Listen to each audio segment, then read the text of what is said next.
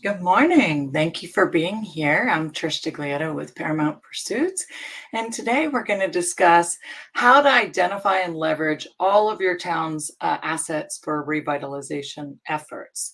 In case you missed it, last month we did a great presentation. I'll go ahead and share that in the chat with you guys. There is a video that you could watch, and it is on 5 proven strategies to revitalize your town and support small businesses. I went ahead and dropped that in the chat. There's a video of it so that you could go back and watch that as well. So if you did miss that, I encourage you to start there, because that is the first webinar in the series. Again, I'm Trish Diglietto. I want to tell you a little bit about Paramount Pursuits. We do Main Street revitalization work, and we work with businesses to help them get started and grow through our business incubator program. What we realized is this two-prong approach is really important in your revitalization efforts. So you work with the main streets to help revitalize, but you also support those businesses that you have the foundation for a strong, stable main street. Over the last 10 years, we worked with over 700 businesses, 8 main streets. We assisted them in revitalizing their commercial corridors, and we have had 18 multi-year contracts to do this work. So it's something we're extremely passionate about, and we really enjoy working with the communities that we have the privilege of working with. In working with these communities, what we found is we realize that there is a lot of challenges that economic development organizations face, whether it's a lack of funding, right? All of these communities are struggling with budgets. As expenses increase, the towns get squeezed even greater and have to make the most out of their budgets. There is a lack of specialized skills sometimes and resources. For instance, if you're a town manager, you're expected to write grants. That's a specialized skill. So having those resources to help you can really be a problem. Limited time, limited staffing capacity. You guys are just stretched to the gills when you are trying to do this work, and all hands on deck are needed, yet we don't always have that ability to do that. Poor collaboration within the community, not necessarily, your office, but from community stakeholders. There could be, the attitude of not wanting to work together. Sometimes it's long standing feuds, or, lack of connectedness sometimes. And then sometimes there's just community apathy and a resistance to change. You may have residents who have lived in the community forever, and when you start talking about change, that feels uncertain and uncomfortable for them. So we're with you.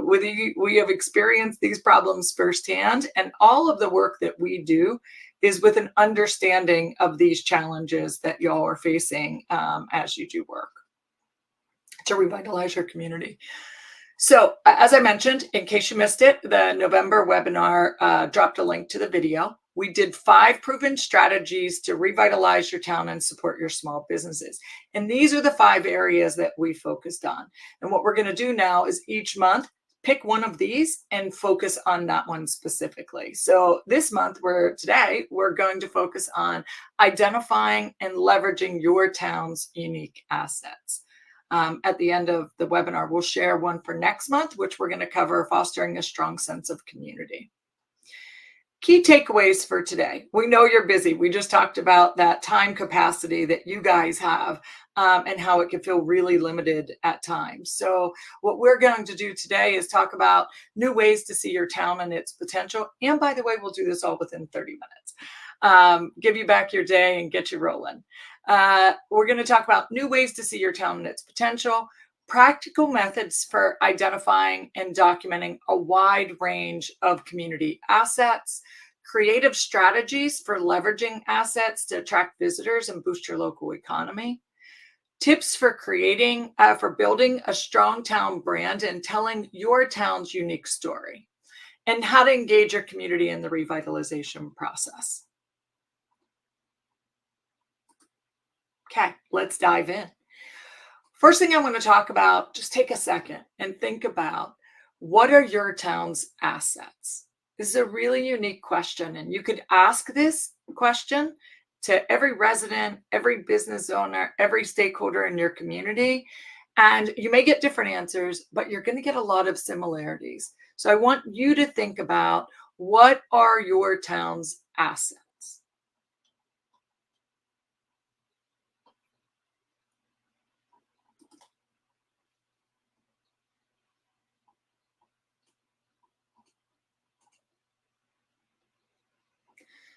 Our first thing we're going to cover today is really looking at expanding your definition of the word asset. I know we're working with a lot of different professionals and with a lot of different experience.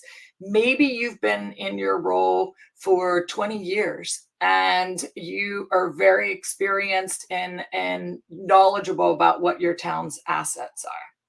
Maybe you're new to your role and you started your job in economic and community development because you're passionate about your community or a community. Either way, I want to challenge you to really expand your definition of what the word asset means. Our traditional assets, right, are typically tangible, like you see in the pictures here. This is a picture of a park in the community that our business is located in. This is the main street, right? We think of physical, tangible assets, right? We have a park, we have a splash pad, we have, um, you know, uh, new streetscape, whatever these assets are. I want you to expand that, right? So our first tip is to start unearthing those intangible and unique assets. These are often overlooked. So think about your human capital, right? Who are the artists in your town? Who are your makers, your entrepreneurs, community leaders? You may have someone who served on your community, in your community as a on a board, or ran the chamber for years, and they all have stories and um, unique things that they bring to the table in your revitalization efforts. They have the experience, they have what's worked, what hasn't, but they have a wealth of knowledge to share with you. So really dig in to the human capital for your community. Social capital, right? Look at the nonprofits. Your churches are an amazing asset for you. You have different religions and they've had different experiences in the community. Look at your community groups. In one of the towns we work in, they have a local revitalization organization that is comprised of a lot of these people. Churches, they have community leaders, someone from the that runs the town manager attends these events, but also those volunteer organizations, the food bank, they attend the events.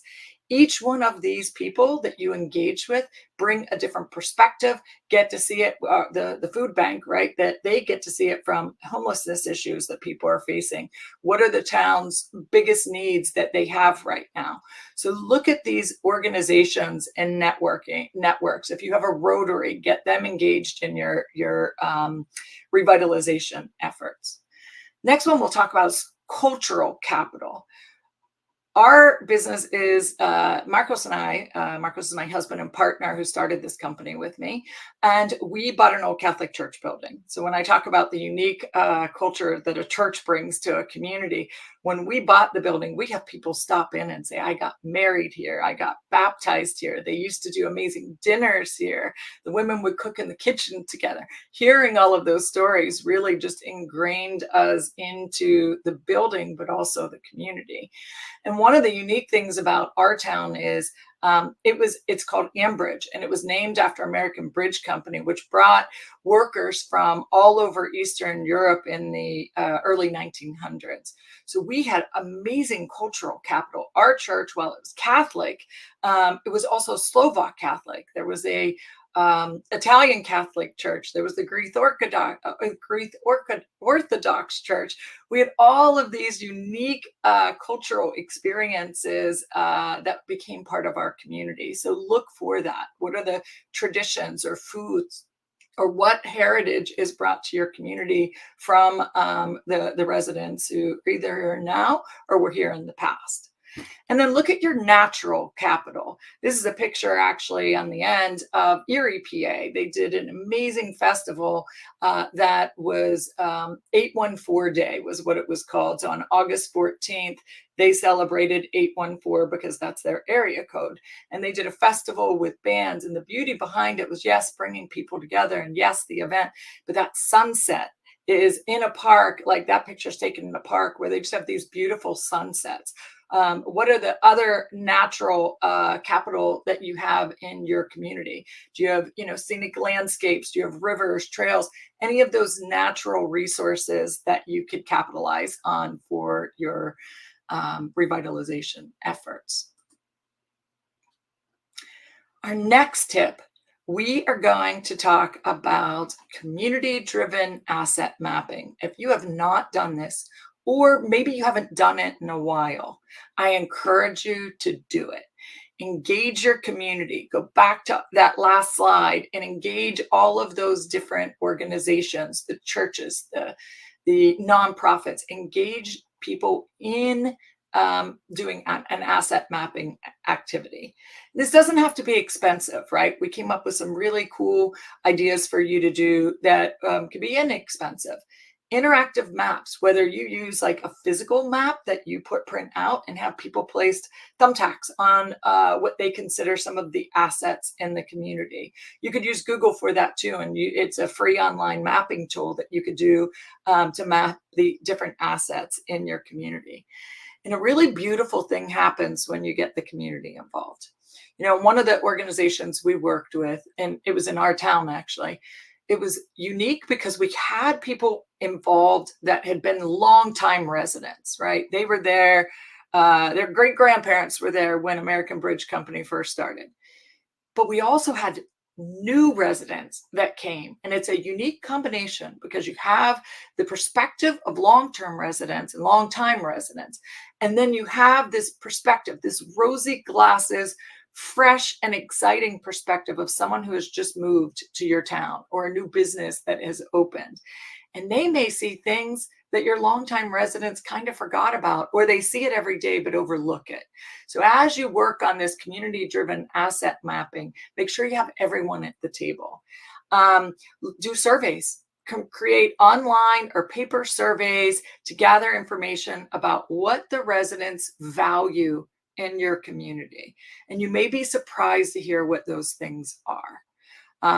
Community workshops. You could host a brainstorming session at like the library or at the Chamber of Commerce or even at a community event. We've done this before, for a pre-planned community event where we had a table to invite people to share this information.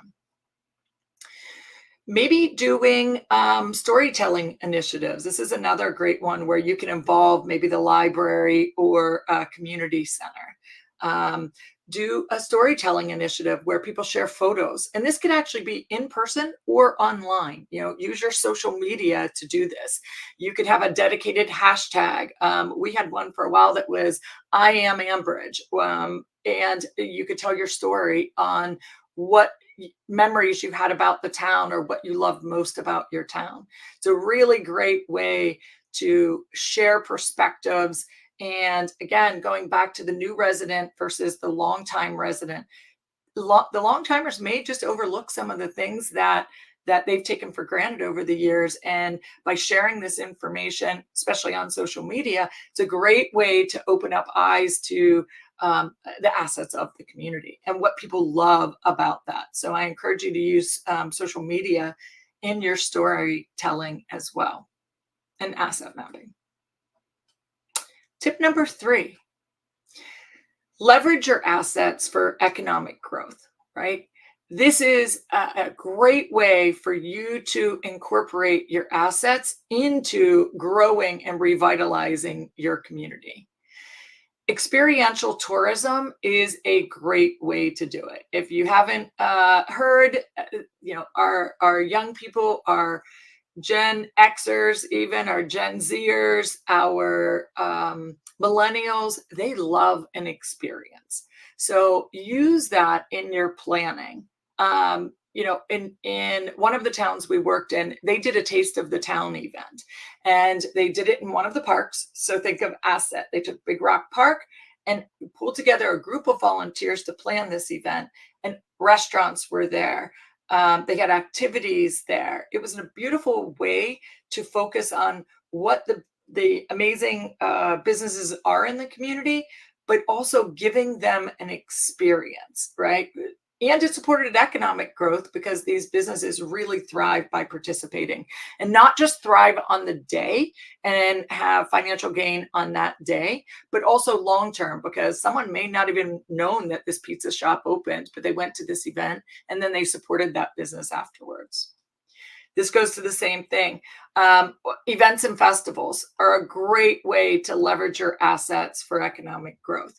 The Taste of the Town event was a great one. In Ambridge, where our building is, they did a church tour. So as I mentioned, we had all of these unique churches, with beautiful stained glass windows, beautiful stories, and people hadn't been in them. If you weren't Catholic, you didn't go to that church, so you didn't capture the stories and the beauty of the asset itself. So with the chamber put on a amazing event that was a church tour, and you could go tour 6 or 7 of the different churches and learn about the history and the stories, and really just build community on these events. But it also served as an economic driver because they had food related to them that they were selling. They bought tickets and the money went back to the community. So it was a great way to showcase the assets while also raising money. Business development. Attract businesses that align with your town's assets. So this picture on the screen here is Fermata.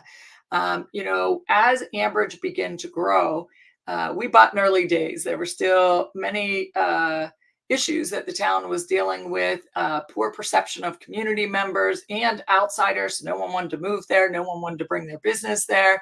Fermata, we got our first brewery, and it was amazing because it really just gave people a place, right? Talk about placemaking. People would go and gather there, build friendships there. It was really great. And you could walk to it right in town if you lived in town. Then our second brewery opened. Fermata opened, and they did something amazing. They actually put on a festival last year called Jam Bridge, and it brought 3,500 people to town. And it was great because they really looked at who should be included in that event, and really engaged with other businesses, including the other brewery, to make this just an awesome day filled with community building. It was beautiful. So I encourage you to look at those business development opportunities to attract businesses that align with those town assets. The other thing we have in the community is a lot of antique stores, which is great because it ties into Old Economy, which is a historical site. So definitely look at both business development and placemaking. Create those public spaces that highlight your local assets. And one of the towns we work in, there was long-standing vacant buildings that got torn down years ago. And they activated that space by putting a park in. We have a few restaurants nearby, including a great taco stand that are walk-up. So there's no sitting at the restaurant. People go get their taco now, go to the park. And on the wall, they just built a really cool mural that highlights some of the current and historical assets in the community. So look at these ways of placemaking to make sure that you're focusing and sharing what the assets are in your community. So take a moment. We're going to move on to the next tip. What is your town's unique story? If you had to pitch today to a resident or a business, why would they want to move here? What would you tell them to make them move to your town, or open or relocate their business in your town? Why your town? That answer may just lie in your asset mapping. One thing you have to do is really build a strong town brand. Identify, this is a business term, right?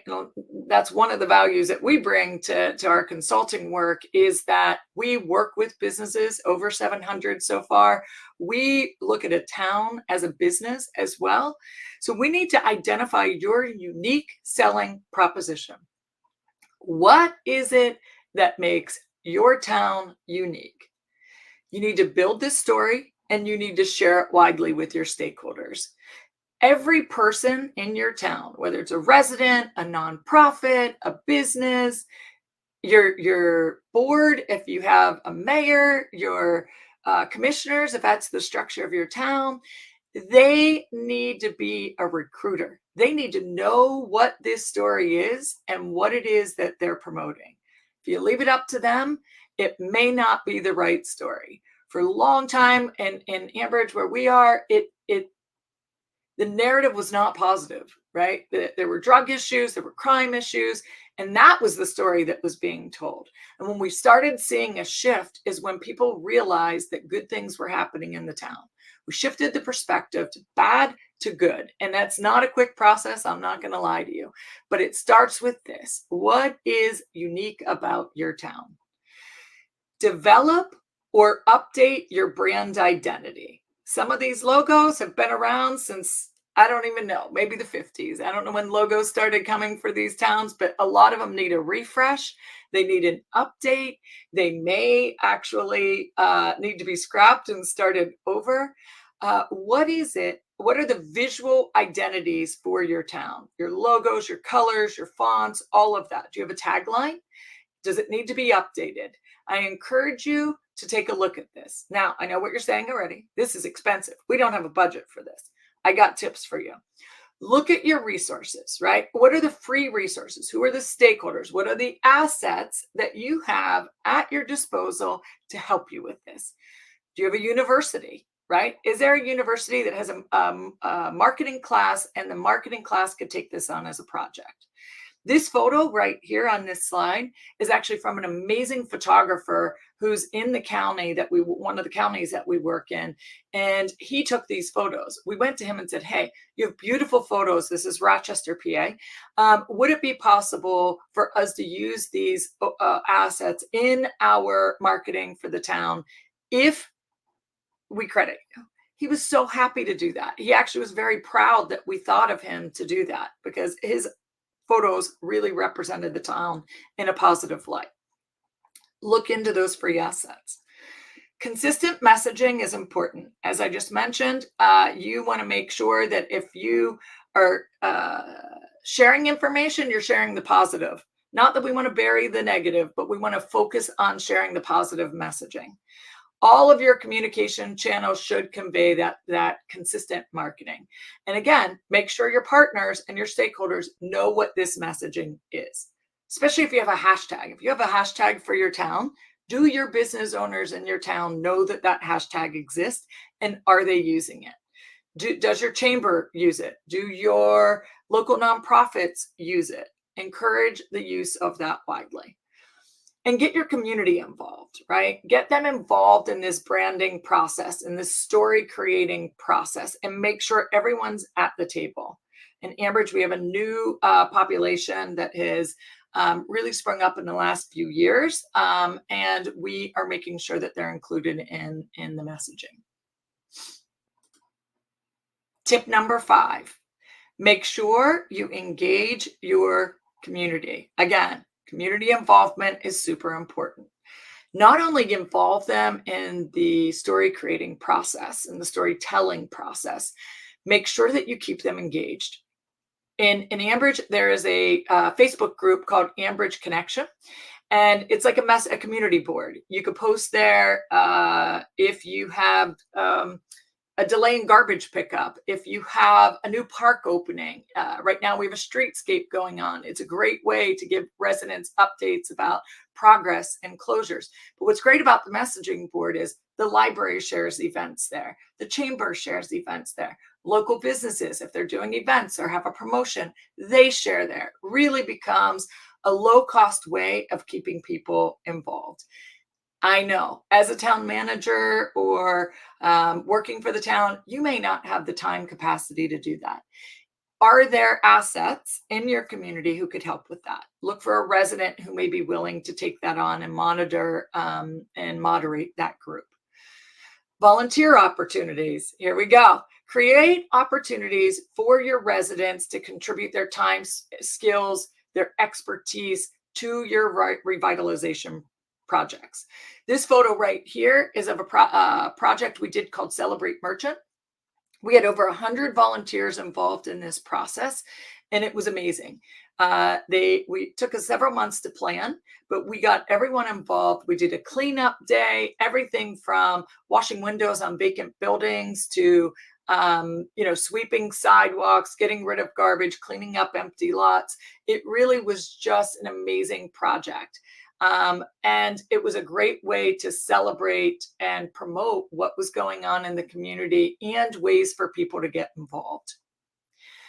Celebrate success. This doesn't have to be big, guys. Think small. One of the things we did in one of the communities was the group decided that they wanted to give out best decoration awards for during the holidays. I mean, literally, it cost the amount of printing a certificate. You could do a small trophy for $50, $25. It doesn't have to be anything huge, but it's a great way to promote in your community that awesome things are happening. But B, it's a good way to reward good behavior, right? If you want people taking great care of their buildings, so you have a beautiful Main Street, celebrate those successes. And those partnerships, build them. They're so important. Find ways to foster collaboration between the local government, your businesses, your residents, and all of those stakeholders that you've identified in your asset mapping. This partnership, this picture here, was an amazing opportunity because we had a local bank involved. We had the chamber involved, local committees and churches involved, local residents. It really was just a beautiful example of what partnership looks like for economic and community development.